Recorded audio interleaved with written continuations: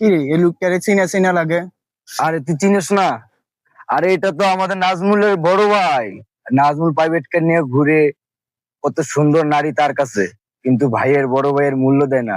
বড় ভাই আজ ছোট ভাইয়ের লেখাপড়া করাতে করাতে এখন ফকির। কি বলস, এটা কি নাজমুলের ভাই? আরে ভাই রে, নাজমুলের ভাই। উনারে ডাক দি আমরা শুনি কি অবস্থা এখন ওনার। হ্যাঁ হ্যাঁ, ডাক দে ওনাকে, ডাক দে। ওনার তো বিস্তারিত কবির ভাই, কবির ভাই, কবির ভাই। আমারে ডাকছো? আমারে আমারে ডাকতেছ? হ্যাঁ ভাই, আপনাকেই। আসেন একটু এদিকে।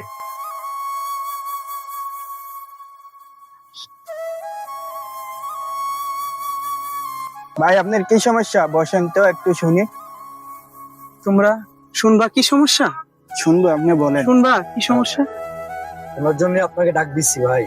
তাহলে শুনো, তাহলে শুনো।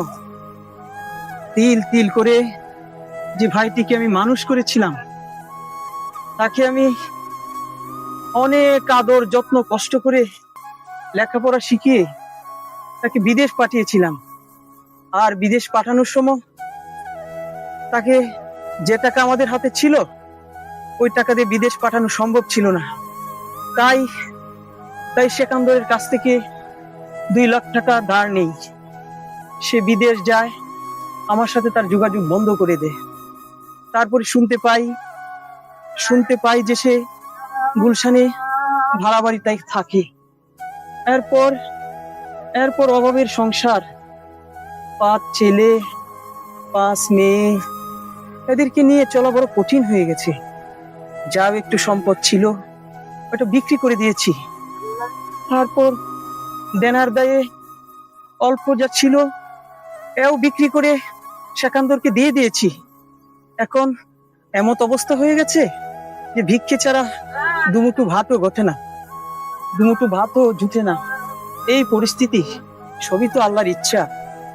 আল্লাহর ইচ্ছা। অনেক আশা ছিল যে ও বিদেশ যাবে, আমাদের আমাদের এই অভাবের সংসারে একটু হাসি ফুটবে।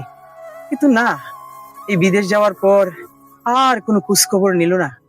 এই হতভাগ্য কপালে আর ভিক্ষে ছাড়া আর কি আছে বলো? ভিক্ষে ছাড়া আর কি আছে? ভিক্ষে যে আমার সাথী, ভিক্ষে যে এখন আমার সাথী। এছাড়া আর কোনো উপায় নেই, এছাড়া আর কোনো উপায় নেই। ভাই আপনি মনে কষ্ট নেন না, উপরে আল্লাহ আছে।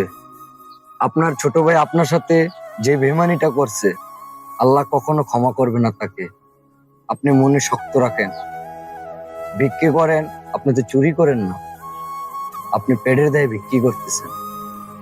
তো আপনি 5 ওয়াক্ত নামাজ পড়েন, আর আল্লাহ পাকের স্মরণে তার জন্য অভিশাপ দিবেন না। বলবেন আল্লাহ তাকে তুমি হেদায়েত দান করেন, তাহলে দেখবেন আল্লাহ পাক একদিন আপনার কাছে আপনার ছোট ভাইকে এনে দিবে। ঠিক আছে, ঠিক আছে ভাই, তোমরা ভালো থেকো, ভালো থেকো। আমার জন্য দোয়া করো।